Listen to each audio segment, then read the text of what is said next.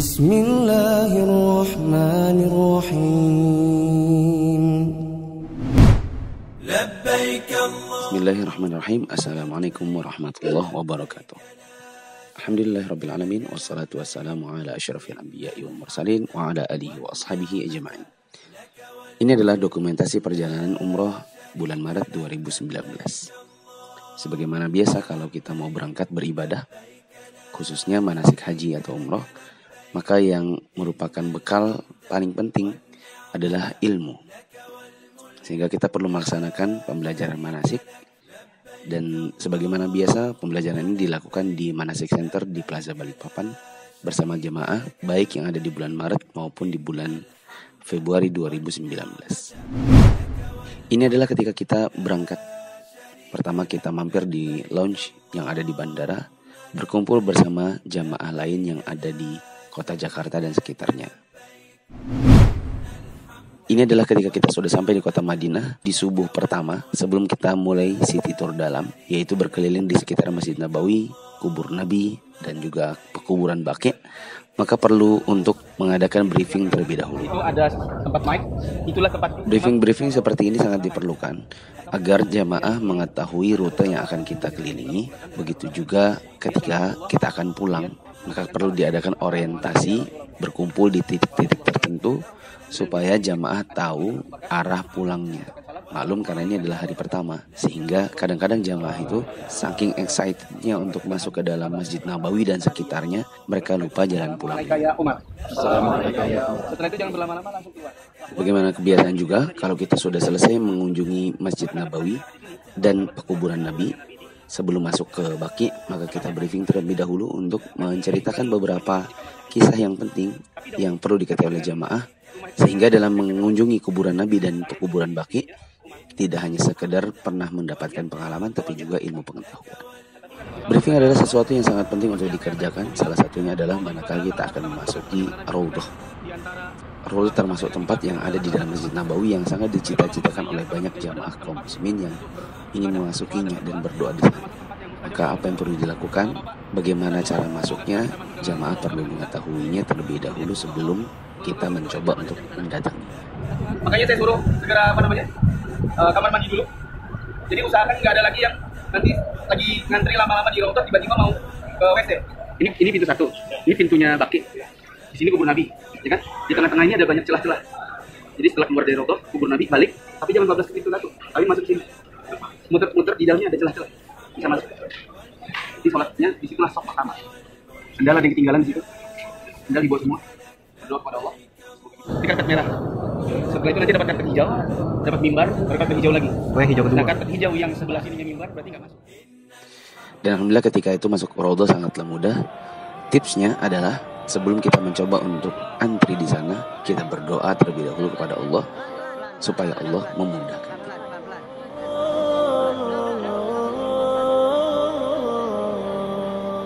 Ya hamilal Qur'an. Sama seperti dalam bulan-bulan yang lalu, kita senantiasa mengunjungi pameran Al-Quran yang di dalamnya kita bisa menimba ilmu pengetahuan dan juga menambah iman. Esok harinya kita berangkat city tour, pertama ke Masjid Quba dan sholat di sana. Setelah itu ke pemakaman syuhada Uhud yang ada di dekat Gunung Uhud. Kemudian belanja di sekitaran Gunung Uhud. Kenapa kita belanja di dekat Uhud? Jawabannya adalah karena ini adalah tempat yang sangat murah dan cukup jauh harganya di sebagian item barangnya bila dibandingkan dengan sekitaran hotel, apalagi di kebun kurma. Karena di sini orang jualan hanya dengan tenda-tenda, tidak menyewa toko-toko yang ada di sekitaran hotel, tidak ada tips-tips khusus bagi para sopir, sehingga kita banyak belanja di sekitaran Uhud untuk menghemat pengeluaran.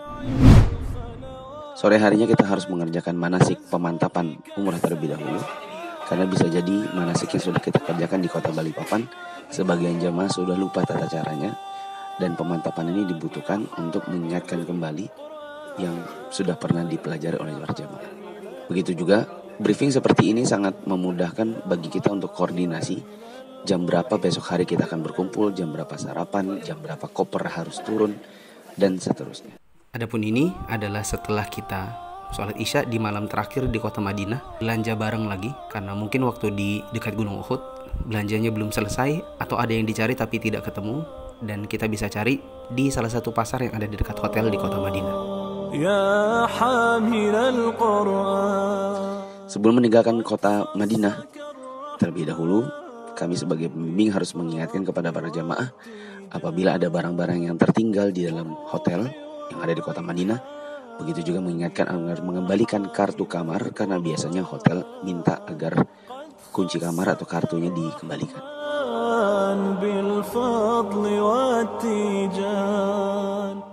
Ini adalah ketika kita sudah sampai di Bir Ali untuk ihram, dan sambil menunggu para ummahat, kita bagi-bagi parfum terlebih dahulu. Di dagu dan di dada dan dibeli. Di dagu dan di dada dan dibeli.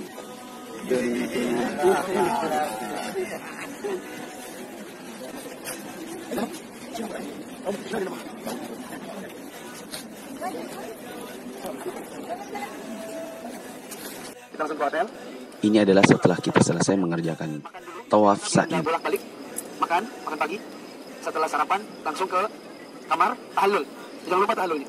Ya, tarik sampai sisa kurang lebih 1 jempol, digunting yang di bagian jempol. Habis 3 kali didoakan Nabi, baru didoain yang ada rahasianya. Kamu tahu rahasianya? Ikut. Dan ini adalah persiapan ketika kita akan menghadiri sholat Jumat. Membongkar. Caranya kalau dari Hajiat, naik ke atas lewat jembatan. Setelah itu jangan langsung masuk, tapi langsung belok kanan.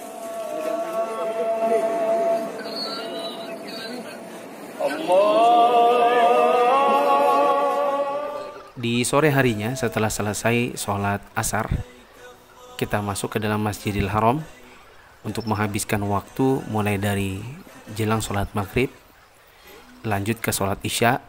Kita memperbanyak membaca Al-Quran, sholat di sana, dan malam hari setelah selesai sholat isya baru pulang, makan malam, dan dilanjutkan dengan kegiatan akhir malam yaitu kajian.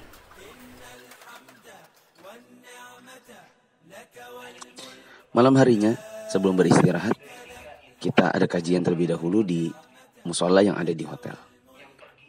Dan hotel yang kita pakai ketika itu adalah Royal Majestic, dan memang hotel ini sangat enak untuk kita bisa koordinasi, mengadakan kajian dan briefing. Makanya kita tidak pernah lihat ada orang punya kafannya pakai resleting. Nggak ada kantong di setiap dari kita ini pasti punya dosa. Dan setiap dosa itu merupakan aib bagi kita. Alhamdulillah kita ini diciptakan punya dosa yang dosa itu nggak punya bau. Seandainya dosa itu punya bau, tidak seorang pun dari kita yang mau duduk satu sama sama. Ya Allah, tutupi aib saya, dan saya berharap kalau bisa mungkin matinya mati pas umroh, atau pas matinya lagi ngajar. Bapak ibu masih boleh bekerja, cari uang. Tapi kalau cari uang ini membuat kita bangun hanya sekedar sholat subuh, habis sholat subuh sarapan, habis sarapan pergi kantor, sampai sore, habis sore pulang mandi, habis mandi makan, sholat, tidur, nonton, atau nonton, tidur, besok gitu lagi. Putar-putar waktu kita hanya untuk itu saja, yaitu berkutat pada sholat, makan, kerja, tidur. Sholat, makan, kerja, tidur. Tambah satu lagi, nonton. Maka habis waktu ini terlalaikan kita dari akhirat. Esok harinya kita mengadakan city tour di sekitaran kota Mekah. Agar Muhammad dilamarkan jadi suaminya. Maka ini menunjukkan juga kepada kita bahwa seorang perempuan boleh saja melamar laki-laki, dan itu tidak tercela apabila laki-lakinya adalah laki-laki yang dikenal sebagai orang soleh. Misalnya Ustaz istrinya berusaha. Sebagaimana biasa yang dikunjungi pertama adalah di bawah kaki Gua Thur, kemudian Arafah, Mina, Muzdalifah, melintasi Gua Hira, dan diakhiri dengan Hudaybiyah atau tempat peternakan unta.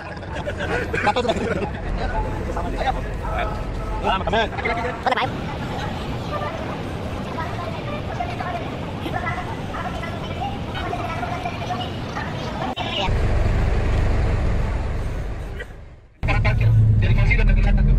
1, 2, 3, 4, ada 4 nomor tuh. Kelihatan? Itu adalah tempat lempar jumroh. ada tenda-tenda yang sangat banyak, itu tenda-tenda eksklusif karena semakin dekat ke arah tempat yang berjumlah. Kesininya adalah tenda-tenda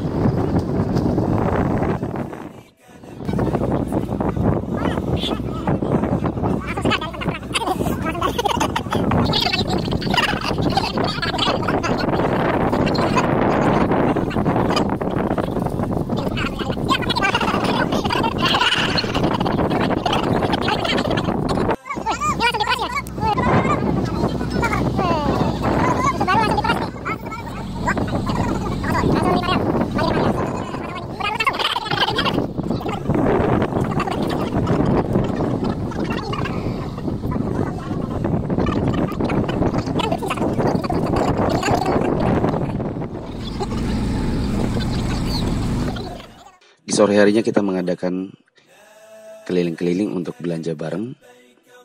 Orientasi bagi jamaah, siapa tahu ada yang mau beli barang-barang di sekitaran Mekah. Dan begitu juga diberitahu di mana tempat belinya dan berapa harganya. Jadi kalau kita beli itu harus buka. Karena Anda sudah pernah pengalaman, sampai di hotel Anda buka, mobilnya Anda buka. Bongkar dari sekitar 20 gamis yang Anda beli, hanya ada 2 yang selamat. Kursi 34. Itu Anda beli di masa Ramadan. Harusnya sekarang Masuk ke dalam kamar setelah memberi tips pada orang-orang agar belanja pakai koper, kita sendiri belanja menenteng-nenteng. Di hari-hari terakhir kita intens untuk mengadakan kajian sambil briefing, terutama briefing sebelum pulang. Karena di briefing ini kita mengingatkan kembali berapa kilo barang yang bisa jamaah bawa. Begitu juga cara mempackingnya, terutama bila barang tersebut sudah over secara size. Untuk jamaah haji dan umrah yang dirahmati Allah, kalau ingin menambah space bagasi, bukan berat bagasi ya, supaya space-nya cukup, maka kain ihram jangan dimasukkan ke dalam koper, tetapi ditaruh di luar koper, di belakang, lalu ditempel dan direpel. Karena biasanya banyak oleh-oleh yang mengambil volume, tidak mengambil berat. Maka letakkan kain-kain di luar koper, yaitu di belakang, dan di-wrapping setelah itu. Ini caranya supaya bisa bawa barang yang volumenya besar, tetapi beratnya kurang. Dan kopernya proses karena banyak barang yang ringan tapi spesies besar, seperti yang bisa diplastikin, kemudian di-wrapping di belakang. Ini juga menjamakannya. Kami suruh untuk yang laki-laki supaya cukup space. Seperti itu. Ini saya banyak space. Di hari kepulangan kita ngumpul dulu di lobi hotel, lalu berangkat bersama menuju kota Jeddah. Dan yang pertama kita lakukan adalah mampir dulu di salah satu restoran fenomenal yang ada di Saudi, yaitu Al-Baik. Apa rasanya? Nah, teman-teman, semoga Allah mudahkan rezekinya untuk bisa kemari dan minta travelnya untuk mampir juga ke sini.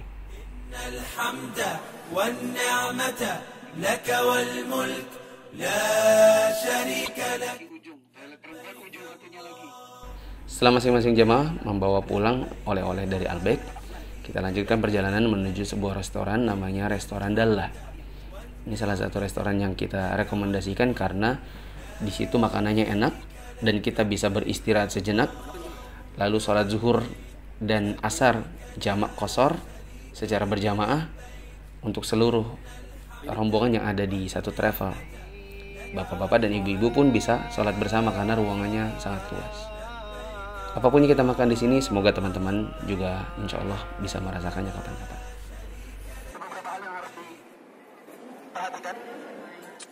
Ini adalah ketika kita sampai di Bandara Jeddah. Dan sebelum kita masuk ke dalam pesawat, ada beberapa hal yang mungkin perlu disampaikan oleh pembimbing terkait tiket, boarding pass, dan apa yang kita kerjakan di dalam.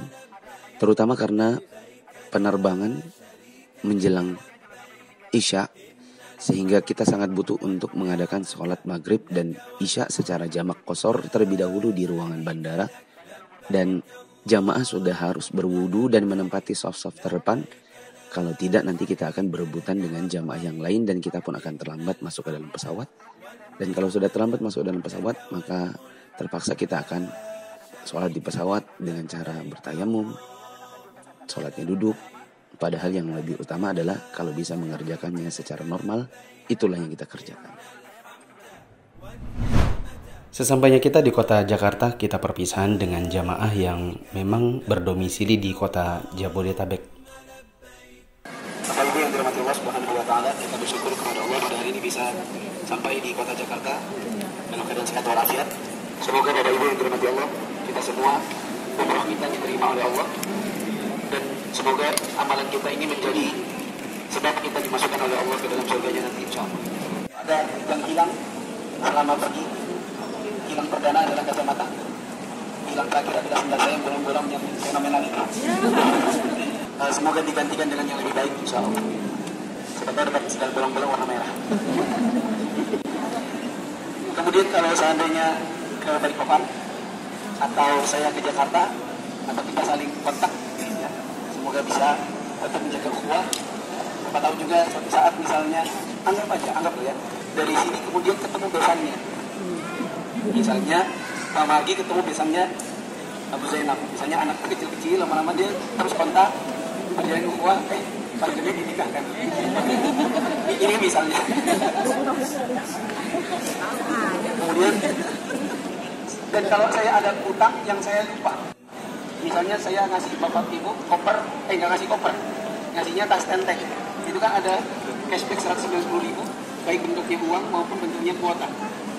Dari catatan saya dengan diproses oleh admin semuanya sudah selesai. Tapi seandainya ada yang belum selesai, mohon saya dikabari dan jangan bilang saya ikhlaskan. Saya nggak mau ada utang karena utang itu berat untuk dipertanggungjawabkan di hari ini. Saya pun minta maaf kalau seandainya di dalam perjalanan ini saya banyak kekurangan, agak cerewet. Ya, tapi saya yakin apa yang saya sebutkan kepada Bapak Ibu semuanya adalah ini perjalanan yang terkontrol, semuanya rapi, sesuai dengan schedule dan semua bisa sesuai dengan itu. Waalaikumsalam. Alhamdulillahirrahmanirrahim. Wa bihi nasta'inu ala umuri dunya wad din. Wassalatu wassalamu ala asrofil anbiya'i wal mursalin wa ala alihi wa sahbihi wa barik wasallam. Amma ba'd. Ini foto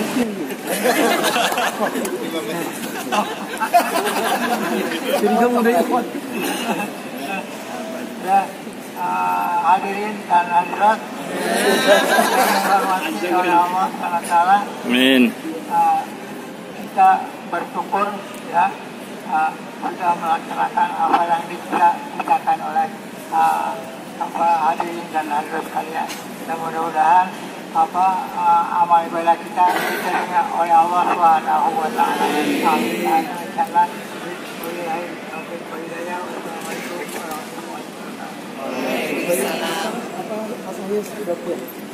Apa rasanya sudah pulang? Apa rasanya? Sudah sampai rasanya? Ya? Rasanya apa? Bil qalbi. Wah.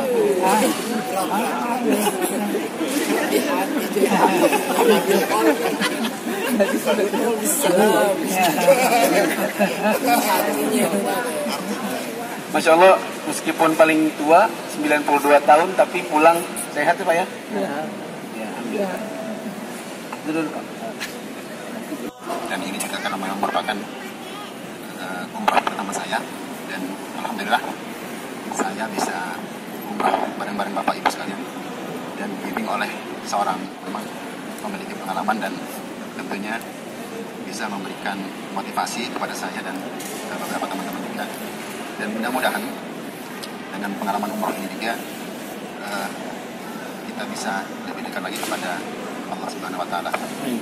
Seiring dengan selama kita berada umrah, saya secara pribadi dan beserta istri mungkin ketika ada canda, tawa dan pada rekan-rekan baik yang umur di atas saya maupun bawah saya mohon maaf yang sebesar-besarnya. Ya alhamdulillah saya sangat bersyukur bisa umroh bareng-bareng Bapak dan Ibu sekalian, dan subhanallah saya melihat bahwa rekan-rekan memiliki motivasi yang sangat tinggi. Ustaz, saya berada di orang-orang hebat semua Ustaz. Nah, di sini saya bisa introspeksi diri bahwa tentunya saya masih banyak belajar lagi dan belajar lagi dan belajar lagi. Dan sebagai seorang suami tentunya saya juga masih banyak kekurangan, dan mudah-mudahan dengan umroh ini bisa menambah motivasi saya untuk lebih memimpin diri saya dan sebagai seorang suami. Alhamdulillah 9 hari perjalanan kita ini buat saya dan keluarga itu sangat berkesan, terutama ketemu orang-orang yang baru yang belum pernah kita kenal sebelumnya. Di hari pertama memang masih lihat-lihatan gitu, ini cocok diajak ngobrol apa gimana gitu, tapi dari semuanya alhamdulillah sangat dekat hubungannya. Apalagi memang kita dibimbing sama Ustadz Mufti yang memang nggak bisa dipungkiri cerewet. Jadi, tapi setidaknya dari cerewetnya itu semua schedule itinerary-nya itu bisa tercapai, alhamdulillah. Tapi yang cukup berkesan buat saya adalah sabarnya teman-teman menerima kondisi ibu saya yang harus didorong dengan kursi roda, biar kita semua bisa bersama-sama menyelesaikan umroh kita. Itu saya mengucapkan terima kasih banyak. Ternyata kalau dijalankan bersama-sama itu alhamdulillah rasanya juga sebagai seorang anak melihat ibu saya bisa saya bawa setelah 25 tahun haji tahun 94 terakhir, dan dia karena ibu saya ini 2015 itu terkena tumor otak sama hidrosefalus. Ibu itu amnesia dan lumpuh dulu sebelumnya. Jadi cita-citanya dulu sebelum dia bilang sebelum saya meninggal tolong bawa saya ke Mekah. Jadi alhamdulillah mudah-mudahan persahabatan dan persaudaraan kita itu jangan tertinggal sampai selepas Terminal 3 ini aja. Tapi mudah-mudahan bisa menjadi seperti yang dibilang tadi, mana tahu bisa menjadi besan gitu. Kebetulan anak saya cocok kayaknya sama Zainab.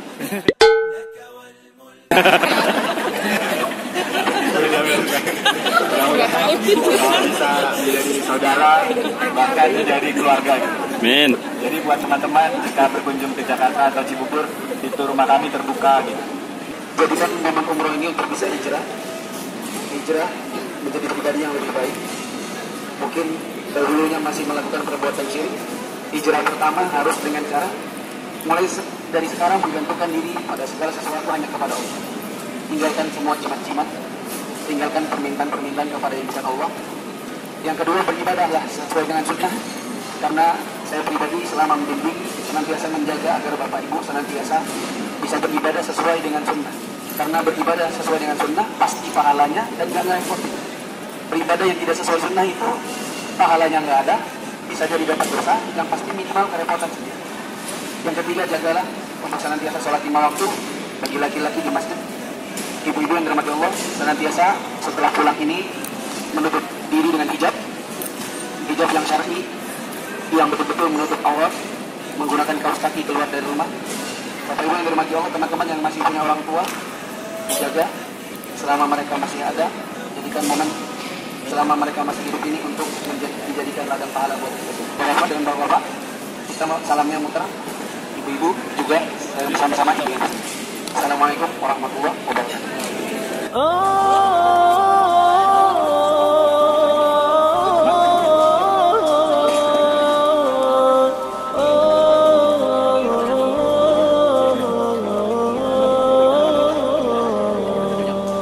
يا حامل القرآن قد خصك الرحمن بالفضل والتيجان والروح والريحان يا حامل القرآن قد خصك الرحمن. Sesampainya kita di kota Balikpapan, kita perpisahan dengan jamaah yang ada di kota Balikpapan dan berjanji semoga kita bisa bertemu lagi di majelis-majelis ilmu. Bapak Ibu yang dirahmati Allah, kita bersyukur kepada Allah dengan syukur yang begitu luas, banyak. Karena ada kesempatan hari ini kita sudah sampai kembali di kota Balikpapan. Kalau ada kesempatan, dan bukan ada kesempatan, tapi sempatkanlah. Karena menunggu ada kesempatan, insya Allah nggak sempat-sempat. Yang benar adalah menyempatkan diri, memaksakan diri untuk punya schedule khusus, untuk senantiasa bisa menimba ilmu agama. Kalau bisa ke kajian saya, siapa tahu nanti ketemu lagi, dan biasanya begitu. Ada kesempatan ketemu lagi, kajian bareng. Kalau Bapak dan Ibu berkenan, saya tunggu di kajian, bukan hanya di kajian yang saya datangi, karena sebagian tiap hari itu kajiannya saya ngisi di kantornya. Tapi kalau di kajian saya belum pernah lihat beliau datang. Kalau ada saya utang, mohon diingatkan. Tapi sekali lagi sepertinya saya tidak ada utang seperti. Kapan-kapan kita reuni, insya Allah. Mungkin kalau Desember kemarin kami reuni, zaman Desember 2015 kami reuninya di Hotel Radita. Nanti kalau 2019 Maret ini ya kita lihat insya Allah. Bapak-bapak sama bapak, ibu-ibu sama ibu-ibu saja bersalaman, kita saling memaafkan. Assalamualaikum warahmatullahi wabarakatuh.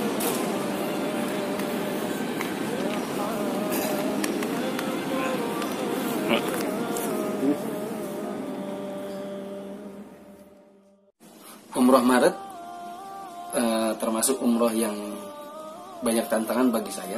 Salah satunya adalah ini adalah umroh dengan jamaah yang range umurnya paling besar. Tertuanya 92 tahun, termudanya 3 tahun. Waktu itu ada beberapa anak kecil, ada yang kursi roda juga.